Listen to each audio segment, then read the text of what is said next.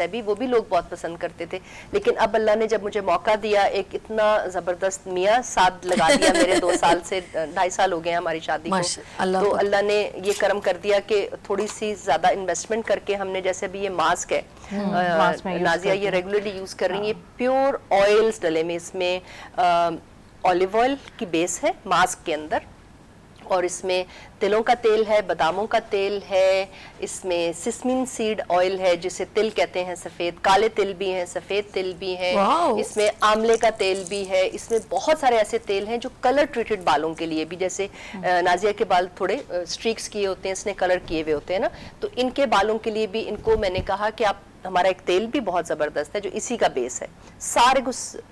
15-20 तेल उसके ऊपर लिखे हुए, लेकिन और इस सॉरी आपकी बात काट रही हूँ, इस मास्क को लगाने के बाद जो एक मेंटली सुकून मिलता है ना, जैसे वो स्कैल्प के अंदर पेनिट्रेट हो रहा होता है, ज़ाहिर इट्स टोटली हर्बल चीजें हैं, और इतनी सारी कारामद चीजों का एक ये वो बनाया, क्या कहेंगे उसको, मुरक्कब है। तो